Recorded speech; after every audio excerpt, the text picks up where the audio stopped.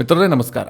ಮಿತ್ರರೇ, ನಾನು ನಿನ್ನೆ ಈ SIR ಕುರಿತಾಗಿ ಸುಪ್ರೀಂ ಕೋರ್ಟ್ ಒಂದು ಆರ್ಡರ್ ಮಾಡಿದೆಯಲ್ಲ, BLOಗಳ ನೇಮಕಾತಿ ವಿಚಾರದಲ್ಲಿ ರಾಜ್ಯಗಳಿಗೆ ತಪರಾಕಿ ಹಾಕಿದೆಯಲ್ಲ, ಆ ಕುರಿತಾದಂತಹ ವಿಡಿಯೋ ಮಾಡಿದಂತಹ ಸಂದರ್ಭದಲ್ಲಿ ಕೆಲವರು ಬಂಗಾಳದ ಕುರಿತಾಗಿ ಪ್ರಶ್ನೆಗಳನ್ನು ಕೇಳಿದರು.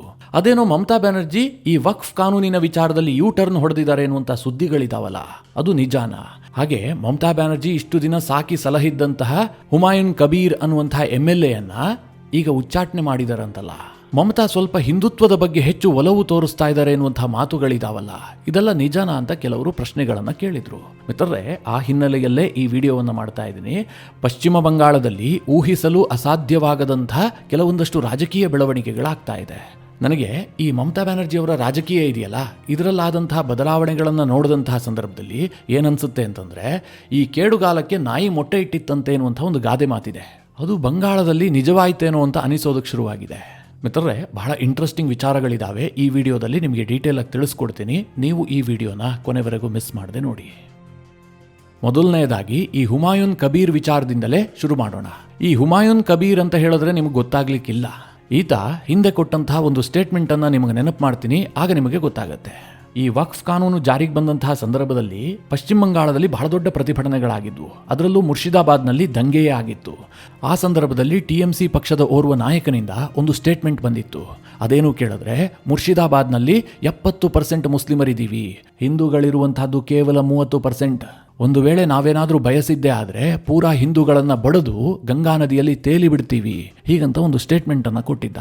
ಅಂತಹ ಮೂರ್ಖತನದ ಸ್ಟೇಟ್ಮೆಂಟನ್ನು ಕೊಟ್ಟವ್ರು ಯಾರು ಕೇಳಿದ್ರೆ, ಇದೇ ಹುಮಾಯೂನ್ ಕಬೀರ್. ಮಮತಾ ಬ್ಯಾನರ್ಜಿ ಅವರಿಗೆ ಪರಮಾಪ್ತನಾದಂತಹ ಶಾಸಕ. ಪಶ್ಚಿಮ ಬಂಗಾಳದ ಮಿಡ್ನಾಪುರ ಜಿಲ್ಲೆಯ ಡೇಬ್ರಾ ಅನ್ನುವಂಥ ವಿಧಾನಸಭಾ ಕ್ಷೇತ್ರ ಇದೆ, ಅಲ್ಲಿನ MLA ಈತ. ಇಷ್ಟು ದಿನಗಳ ಕಾಲವೂ ಕೂಡ ಈತ ಏನೇ ಸ್ಟೇಟ್ಮೆಂಟ್ ಕೊಡಲಿ, ಹಿಂದೂಗಳ ವಿರುದ್ಧವಾಗಿ ಎಷ್ಟೇ ಬಡಕಾಯಿಸುವ ಭಾಷಣಗಳನ್ನು ಮಾಡಲಿ, ಯಾವುದಕ್ಕೂ ಕೂಡ ಮಮತಾ ಬ್ಯಾನರ್ಜಿ ತುಟಿ ಬಿಚ್ಚುತ್ತಾ ಇರಲಿಲ್ಲ. ಇವನನ್ನು ತಡೆಯುವಂತಹ ಒಂದೇ ಒಂದು ಪ್ರಯತ್ನವನ್ನು ಕೂಡ ಮಮತಾ ಬ್ಯಾನರ್ಜಿ ಅವರು ಮಾಡಿರಲಿಲ್ಲ. ಆದರೆ ಇತ್ತೀಚೆಗೆ ಈತ ಎಂತಹ ಬಾಂಬ್ ಇಟ್ಟಿದ್ದ ಅಂತಂದರೆ, TMCಯ ಬುಡವನ್ನೇ ಅಲುಗಾಡಿಸುವಂತಹ ಒಂದು ಬಾಂಬ್ ಇಟ್ಟಿದ್ದ. ಹೀಗಾಗಿ ಮಮತಾ ಬ್ಯಾನರ್ಜಿ ಅವರಿಗೆ ಅದೇನು ಜ್ಞಾನೋದಯ ಆಯಿತೋ ಏನೋ ಗೊತ್ತಿಲ್ಲ, ಇವನನ್ನು ಹೀಗೆ ಬಿಟ್ಟಿದ್ದೆ ಆದರೆ ನಮ್ಮ ಪಕ್ಷವನ್ನು ಮುಳುಗಿಸ್ತಾನೆ ಅಂತ ಅನ್ನಿಸಿರಬೇಕು. ಅದಕ್ಕೋಸ್ಕರವಾಗಿ ಈ ಹುಮಾಯೂನ್ ಕಬೀರ್ನನ್ನು TMC ಪಕ್ಷದಲ್ಲಿ ಅಮಾನತು ಮಾಡಲಾಗಿದೆ. ಯಾಕೆ ಈ ನಿರ್ಧಾರ ಕೈಗೊಳ್ಳಲಾಯಿತು ಅಂತಂದರೆ, ಈ ಹುಮಾಯೂನ್ ಕಬೀರ್ ಇದಾನಲ್ಲ, ಬಾಬ್ರಿ ಮಸೀದಿ ವಿಚಾರಕ್ಕೆ ಕೈ ಇಟ್ಟ. ಮೊನ್ನೆ ತಾನೇ ಪ್ರಧಾನಿ ನರೇಂದ್ರ ಮೋದಿ ಅವರು ಅಯೋಧ್ಯೆಯ ರಾಮ ಮಂದಿರದ ಮೇಲೆ ಧರ್ಮಧ್ವಜವನ್ನು ಹಾರಿಸಿದ್ರು. ಇಡೀ ದೇಶಾದ್ಯಂತ ಸದ್ದು ಮಾಡದಂತಹ ವಿಚಾರ ಇದು.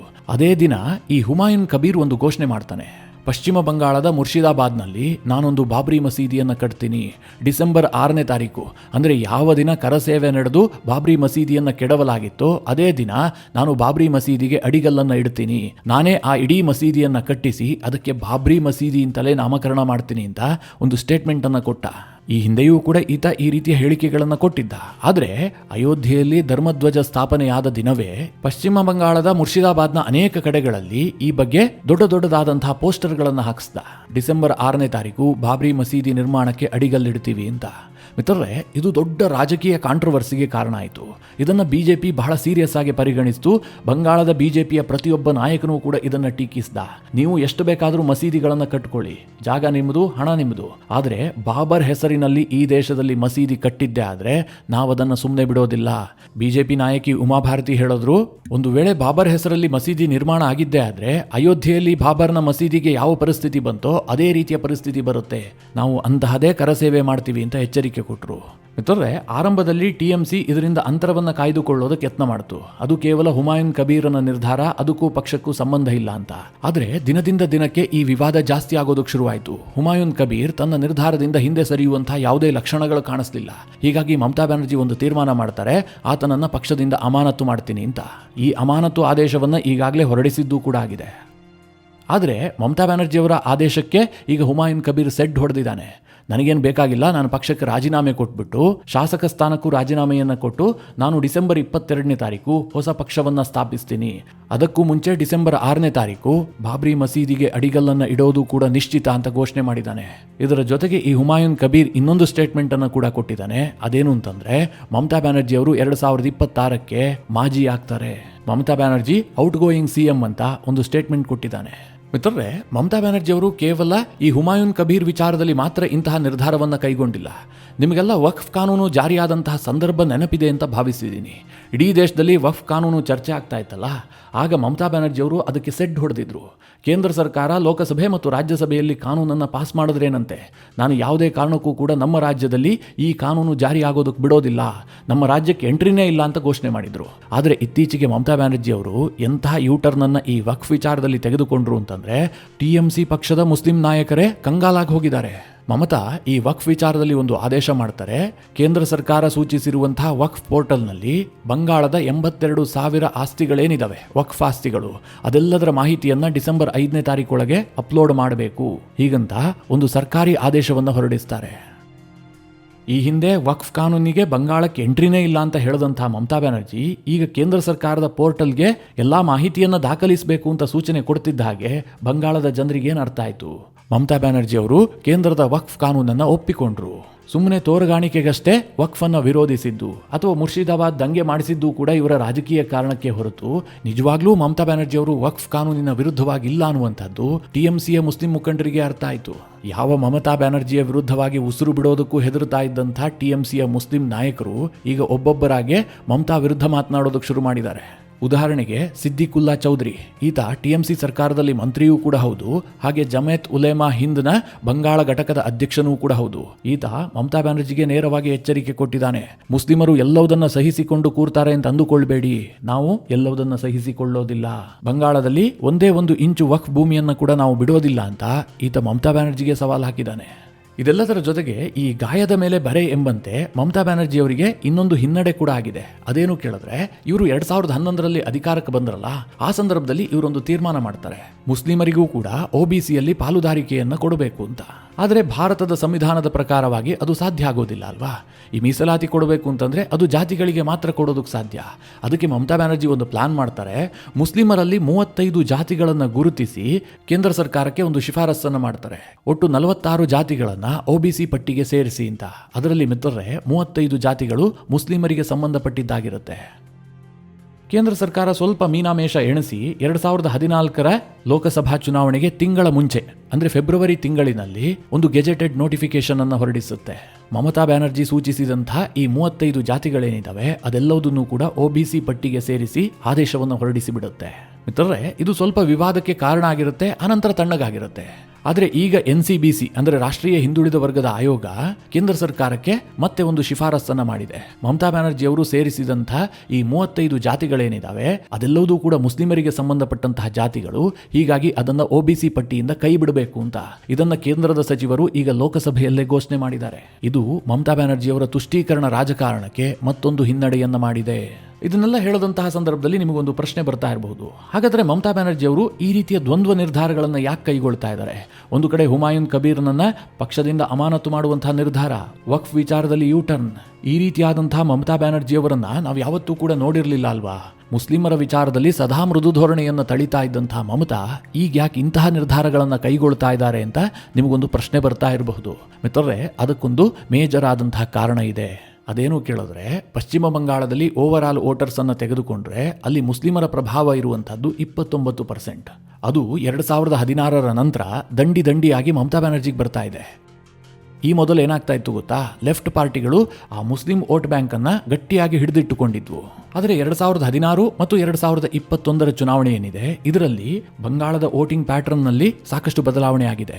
ಲೆಫ್ಟ್ ಪಾರ್ಟಿಗಳ ಜೊತೆಗಿದ್ದಂತಹ ಮುಸ್ಲಿಂ ವೋಟ್ಗಳೇನಿದಾವೆ ಅದು ಮಮತಾ ಬ್ಯಾನರ್ಜಿಗೆ ಶಿಫ್ಟ್ ಆಗಿದ್ರೆ, ಮಮತಾ ಬ್ಯಾನರ್ಜಿ ಬಳಿಯಲ್ಲಿದ್ದಂತಹ ಹಾರ್ಡ್ ಕೋರ್ ಹಿಂದೂ ವೋಟರ್ಸ್ ಏನಿದ್ದಾರೆ ಅವರು ಬಿಜೆಪಿಗೆ ಶಿಫ್ಟ್ ಆಗಿದ್ದಾರೆ. ಹೀಗಾಗಿ ಬಂಗಾಳದಲ್ಲಿ ಬಿಜೆಪಿ ಎಮರ್ಜ್ ಆಗಿದೆ, ಲೆಫ್ಟ್ ಪಾರ್ಟಿ ಕೊಲ್ಯಾಪ್ಸ್ ಆಗಿದೆ. ಮಮತಾ ಬ್ಯಾನರ್ಜಿ ಯಥಾಸ್ಥಿತಿಯನ್ನು ಕಾಯ್ದುಕೊಂಡು ಈಗಲೂ ಕೂಡ ಪವರ್ಫುಲ್ ಆಗಿ ಕಾಣಿಸ್ತಾ ಇದ್ದಾರೆ. ಆದರೆ ಈ ಬಾರಿ ಸ್ವಲ್ಪ ವ್ಯತ್ಯಾಸ ಆಗ್ತಾ ಇದೆ. ಮಮತಾ ಬ್ಯಾನರ್ಜಿಗೆ ಅಕ್ಷರಶಃ ಸೋಲಿನ ಭಯ ಕಾಡ್ತಾ ಇದೆ. ಅದು ಯಾಕೆ ಕೇಳಿದ್ರೆ, ಕೇವಲ ಮುಸ್ಲಿಂ ವೋಟ್ ಬ್ಯಾಂಕ್ನಿಂದಾಗಿ ನಾನು ಗೆಲ್ಲೋದಕ್ಕೆ ಸಾಧ್ಯ ಇಲ್ಲ ಅನ್ನುವಂತಹ ಪರಿಸ್ಥಿತಿ ಮಮತಾ ಬ್ಯಾನರ್ಜಿಗೆ ನಿರ್ಮಾಣ ಆಗಿದೆ. ಮೊದಲನೇದಾಗಿ ಬಂಗಾಳದಲ್ಲಿ SIR ಆಗ್ತಾ ಇದೆ. ಈ ಕಾರಣದಿಂದಾಗಿ ಚುನಾವಣೆಗೆ ಮುನ್ನವೇ ಬಂಗಾಳದ ವೋಟರ್ ಲಿಸ್ಟ್ ಶುದ್ಧೀಕರಣಗೊಳ್ಳುತ್ತೆ.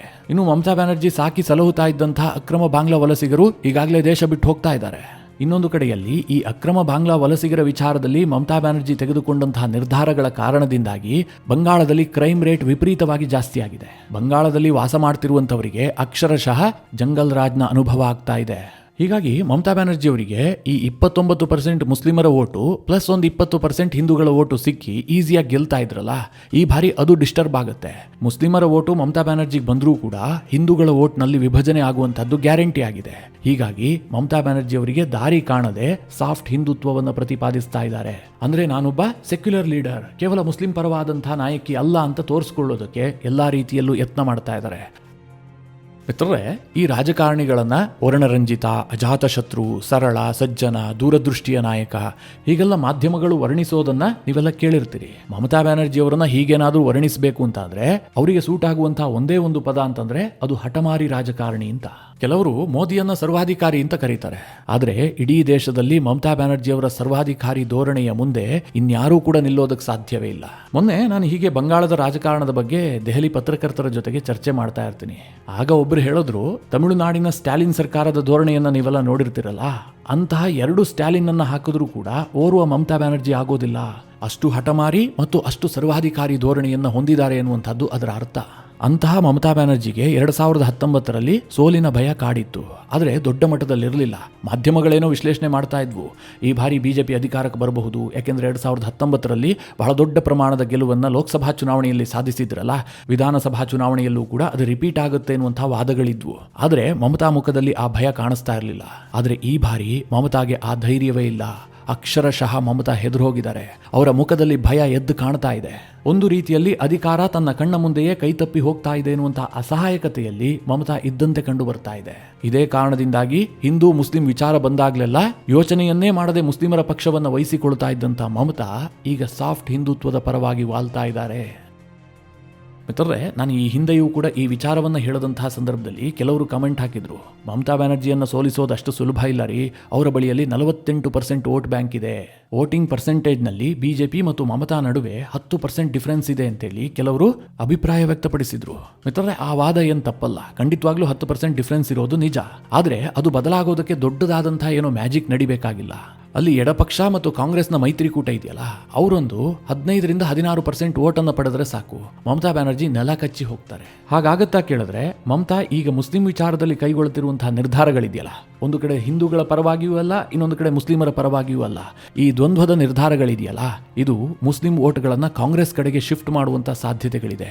ಇದನ್ನ ಕಾಂಗ್ರೆಸ್ ಗೈನ್ ಮಾಡ್ತು ಅಂತಂದ್ರೆ ಖಂಡಿತವಾಗ್ಲೂ ಪಶ್ಚಿಮ ಬಂಗಾಳದಲ್ಲಿ ಮಮತಾ ಬ್ಯಾನರ್ಜಿ 100ಕ್ಕೆ 100ರಷ್ಟು ಸೋತು ಹೋಗ್ತಾರೆ.